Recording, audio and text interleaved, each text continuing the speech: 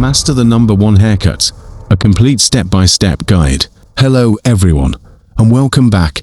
Today is a very special day, because we are starting our first practical lesson. We aren't just talking anymore, we are learning how to actually cut hair. If you want to become a professional barber, you must pay attention to the small details. It's not just about cutting hair off, it's about how you do it. Today, we are learning the number one on the back and sides. This is one of the most common haircuts you will do in a shop. I want you to watch my hands very closely. Look at how I hold the clippers, how I use my fingers to steady the comb, and how I stand. Before we begin, please hit the subscribe button.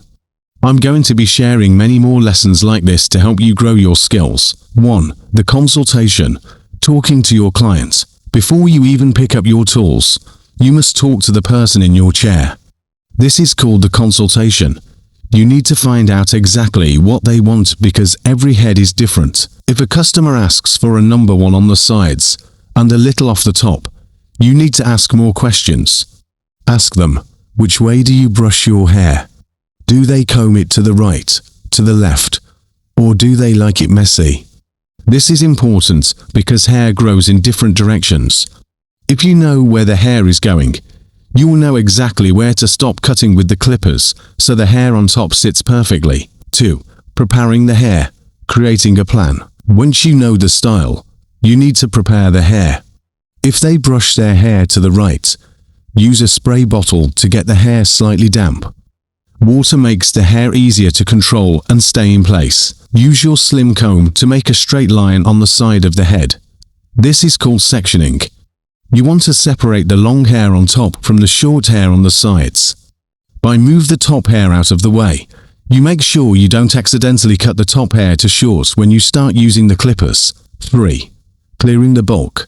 Making the job easier. If the hair is very long, it's hard to see what you are doing. So, we start by clearing the bulk. Use a number to guard 6 mm.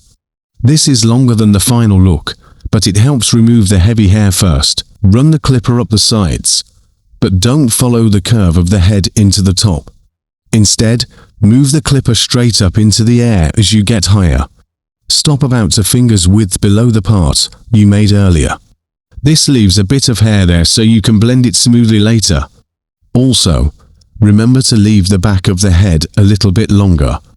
The head is curved, and leaving a little more hair in the back makes the shape look better from the side. 4. Setting the baseline, the foundation. Now, it's time for the actual haircut. Switch to your number one guard 3 mm. Make sure the lever on the side of the clipper is closed pushed up. This is your baseline. Pro tip: when you get to the ears, use one finger to gently tuck the ear down. Never use 2 fingers or pull hard. Using just one finger looks much more professional and is more comfortable for the customer. Keep your lines very straight and make sure they are the same height on both sides of the head.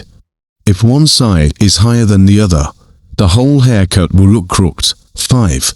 Blending the lines, making it smooth. Right now, you probably see a hard line between the number one and the number two you did earlier. We need to make that line disappear. To do this, we use a 1.5 technique. Keep the number one guard on, but open the lever, push it down. This makes the clipper cut a little bit longer for 0.5 mm. Use a flicking motion with your wrist. Imagine you are scooping out a spoonful of ice cream. This motion blends the short hair into the longer hair to make it look even better.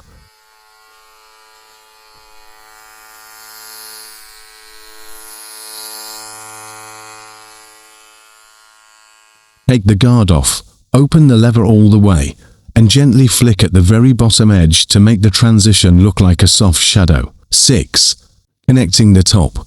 Clipper over comb. Now we have to connect the short sides to the long hair on top. We do this using clipper over comb. This is a classic barber skill. Take your wide comb and lift the hair where the short part meets the long part. Tilt the top of the comb towards you away from the head at an angle.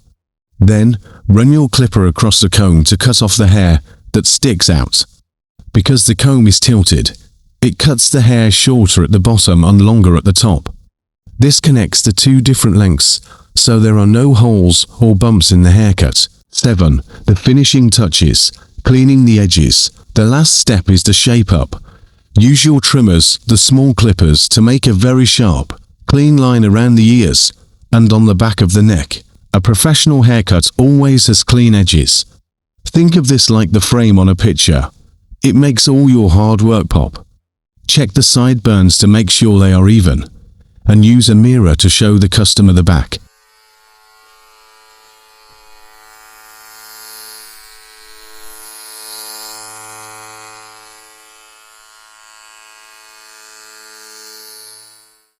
Thank you so much for watching this lesson. Practice these steps slowly. It is better to be slow and perfect than fast and messy. Don't forget to like this video and leave a comment if you have any questions. I'll see you in the next lesson.